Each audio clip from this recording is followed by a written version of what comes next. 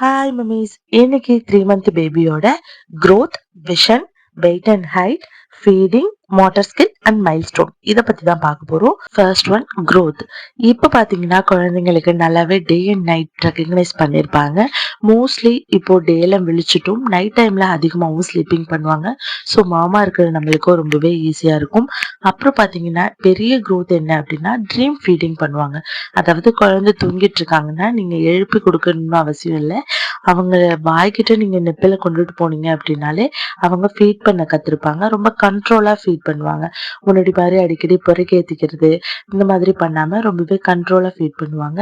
இது வந்து மேஜரான growth இந்த மந்த்ல இருக்கும். அடுத்து ஸ்லீப்பிங்ல பாத்தீங்க அப்படின்னா 18 to 20 ஹவர்ஸ் வரைக்கும் இந்த மந்த்லயே தூங்குவாங்க. growthல மேக்சிமம் குழந்தைங்களோட ஹெட் ஓரளவுக்கு கண்ட்ரோல்ல இருக்கும்.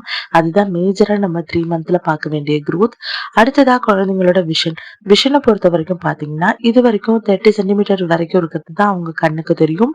ஆனா இந்த மந்த்ல இருந்து 60 சென்டிமீட்டர் வரைக்கும் ஒரு ஆப்ஜெக்ட் அவங்களோட கண்ணுக்கு தெரியும். அடுத்தது இது வரைக்கும் உங்களுக்கு பிளாக் அண்ட் ஒயிட் மட்டும்தான் கலர் வந்து ஐடென்டிஃபை பண்ணுவாங்க. ஆனா இந்த மந்த்ல இருந்து ஓரளவுக்கு பிரைட் கலர்ஸ் எல்லாமே குழந்தைங்க கண்ணுக்கு தெரியும்.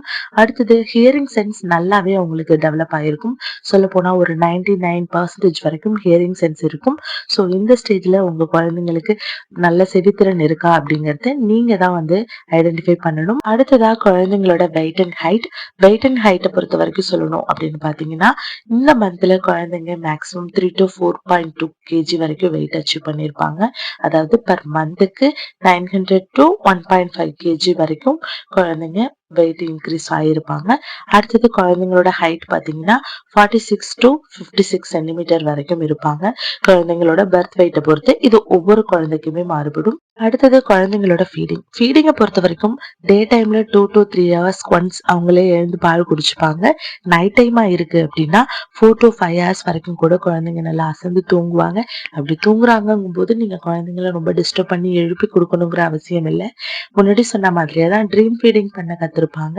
தூங்குறப்போ நீங்க நெப்பில வாய்க்கிட்ட கொண்டுட்டு போனீங்கன்னா தேவைப்பட்டுச்சுன்னா குடிக்க போறாங்க. அப்படி இல்லையா குழந்தைங்க தூங்க ஆரம்பிச்சிருவாங்க. ஏன்னா குழந்தைங்களோட ஸ்டொமக் முன்னாடி அளவுக்கு அடிக்கடி யூரின் எல்லாம் பாஸ் பண்ணாததுனால ஓரளவுக்கு ஃபில்லிங்கா தான் இருக்கும். அடுத்தது பாத்தீங்கன்னா யூரின் அண்ட் மோஷன். எப்பயும் மாதிரியே குழந்தைங்க ஒரு நாளைக்கு 7 டைம் கூட மோஷன் போவாங்க. அடுத்தது 7 டேஸ்க்கு ஒன்ஸ் கூட தாய்ப்பால் குடிக்கிற குழந்தைங்க மோஷன் போவாங்க. யூரின் கவுண்ட் மட்டும் நீங்க அடிக்கடி செக் பண்ணிக்கங்க. ஏன்னா 6 to 8 டைம்ஸ் வரைக்கும் பர் டேக்கு அவங்க யூரின் போகணும்.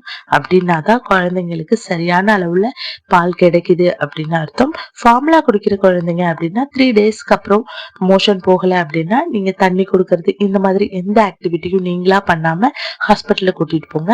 அவங்க ஆசன வாயில போடுற லோஷன் குழந்தைங்களுக்கு தருவாங்க. அப்படி தரும்போது ஆட்டோமேட்டிக்கா குழந்தைங்க மோஷன் போயிடுவாங்க. அடுத்ததா குழந்தைங்களோட மோட்டார் ஸ்கில்லை பொறுத்த வரைக்கும் அம்மாவோட வாய்ஸை வந்து நல்லாவே ரெக்கக்னைஸ் பண்ணிருப்பாங்க. ஸோ மோஸ்ட் ஆஃப் டைம் அம்மா கிட்ட தான் இருக்கணும் அப்படின்னு அடம் பண்ணுவாங்க. வேற யாரும் வீட்டுல தூக்குனாங்க அப்படின்னா கூட குழந்தைங்க அழக்கூட சான்ஸ் இருக்கு. அடுத்தது 3 மந்த்லயே ஓரளவுக்கு குழந்தைங்களுக்கு ஸ்ட்ரேஞ்சஸ் பிஹேவியர் வந்துடும். தெரியாத யாருன்னா பார்த்தா அழ செய்வாங்க சில குழந்தைங்க. இதெல்லாம் வந்து மோட்டார் ஸ்கில்ல வரும். அடுத்ததா அவங்களோட ஸ்ட்ரெச்சிங் பத்தி சொல்லணும்னா கையை நல்லா தூக்கி சோம்பல் முறிக்க கத்துப்பாங்க. ஒரு பொருளை நல்லா டைட்டா ஹோல்ட் பண்ணி பிடிப்பாங்க. அடுத்ததான் நீங்க எதுனா தொங்குற டாய்ஸ் வந்து தொட்டில போட்டிருந்தீங்க அப்படின்னா அதை ஃபாலோ பண்ணியே அவங்களோட ஐபால் ரொட்டேட் ஆகிட்டு இருக்கும். எதுனா சவுண்ட் கேட்டா ரொம்பவே அதிர்ச்சி ஆவாங்க. தூக்கத்துல திடீர்னு விழிச்சுப்பாங்க. சின்னதா எதுனா நீங்க ஒரு பாத்திரம் கீழே போட்டீங்கன்னா கூட சடனா முழிச்சுப்பாங்க. அவங்களோட அழுகையில நிறைய சேஞ்சஸ் இருக்கும். எப்பயும் அழறா மாதிரி அழாம ஒவ்வொரு தேவைக்கும் ஒவ்வொரு மாதிரி அழ கத்திருப்பாங்க. அடுத்ததா குழந்தைங்களோட மைல்ஸ்டோனை பொறுத்த வரைக்கும் இந்த மந்த்ல மேஜரான மைல்ஸ்டோனை குழந்தைங்களோட ஹெட் மொத்தமா நிக்கிறது தான். இதுல 70 to 99% குழந்தைங்களுக்கு ஹெட் நல்லாவே நின்றும். அப்படி இல்ல 70%க்கு கீழே இருக்கிறாங்க அப்படின்னா அவங்க growthல பின்தங்கி இருக்காங்க அப்படின்னு அர்த்தம். அடுத்தது இந்த மந்த்ல சில குழந்தைங்க ஒரு கழிச்சு படுக்கிறதுக்கு நல்லாவே ட்ரை பண்ணுவாங்க. சில குழந்தைங்க குப்புற கூட விழுந்துருவாங்க. ஆனா அவங்களால செல்ஃபா திரும்பவும் பழைய நிலைமைக்கு திரும்பி படுக்க முடியாது. ஸோ அழப் செய்வாங்க. கவனமா பாத்துக்கோங்க.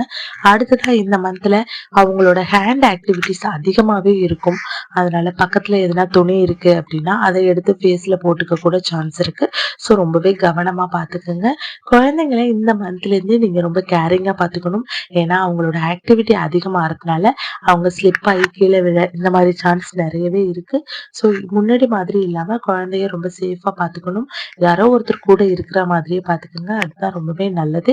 அடுத்ததா குழந்தைய எப்போ ஹாஸ்பிட்டல் கூட்டிட்டு போகணும் அப்படின்னு பார்த்தீங்கன்னா, பாசிட்டிவா கூட்டிட்டு போகணும் அப்படின்னா நீங்க வேக்சினேஷன் போடுறதுக்காக கூட்டிட்டு போவீங்க. அதாவது 3 மாசத்துல ஒரு வேக்சினேஷன் இருக்கும் இல்லையா, அதுக்கு கூட்டிட்டு போவீங்க. இல்ல எதுனா டிஃபிகல்டிஸ் இருக்கு, நான் டாக்டரை போய் பார்க்கணும் அப்படின்னா, குழந்தைங்க கிட்ட இருக்கிற மேஜரான டிஃபிகல்டிஸ் இந்த மந்த்ல அவங்களோட ஐபால் ரொட்டேஷனும் பிளஸ் நீங்க கூப்பிடுறீங்க அப்படின்னா ஹெட் சரியா நிக்காம நீங்க ஒரு சைடு கூப்பிடுவீங்க, அவங்க ஒரே சைடு அதாவது லெஃப்ட்ல திருப்பிட்டு ரைட்ல பார்ப்பாங்க ஐபால. கழுத்தை லெஃப்ட் சைடு வச்சுட்டு ஐபால் மட்டும் வேற ஒரு சைடுல இருக்கும். கான்சென்ட்ரேஷன் பாக்குறப்போ வித்தியாசமா இருக்கும். அவங்க நம்ம கூப்பிடுறது ஒரு பக்கமா இருக்கும், வேற பக்கமா பார்ப்பாங்க. இது மேஜரா அவங்களுக்கு பெரிய மைல்ஸ்டோன்ல பிரேக்கா இருக்கிற நேரம். ஸோ இந்த மாதிரி உங்க குழந்தைங்க பண்ணாங்க அப்படின்னா இமீடியட்டா பீடியாட்ரிஷியன்ட்ட கூட்டிட்டு போங்க. அதுதான் ரொம்பவே நல்லது. மேஜர் ப்ராப்ளம் எதுவும் வராம குழந்தைங்களை நம்ம ஈஸியா ப்ரிவென்ட் பண்ண முடியும். ஸோ நீங்க இந்த மாதிரி குழந்தைங்க இருக்கிறாங்க அப்படின்னாலும் 50%க்கு கீழே குழந்தைங்களுக்கு தலையே நிக்கலைன்னாலும் நீங்க இமீடியட்டா பீடியாட்ரிஷியன் கூட்டிட்டு போயிடுங்க. அதுதான் ரொம்பவே சேஃப். இந்த வீடியோ உங்களுக்கு யூஸ்ஃபுல்லா இருக்கும்னு நினைக்கிறேன். ஆல்மோஸ்ட் 3 மந்த்ல என்னென்ன பண்ணுவாங்களோ மேஜரா எல்லாத்தையும் கவர் பண்ணிட்டுன்னு நம்புறேன். வீடியோ பிடிச்சிருந்தா லைக் பண்ணுங்க. இந்த மாதிரி நிறைய வீடியோஸ் பார்க்கறதுக்கு மறக்காம என்னோட பேபி கேர் சேனலை சப்ஸ்கிரைப் பண்ணிடுங்க. தேங்க்ஸ் ஃபார் வாட்சிங்.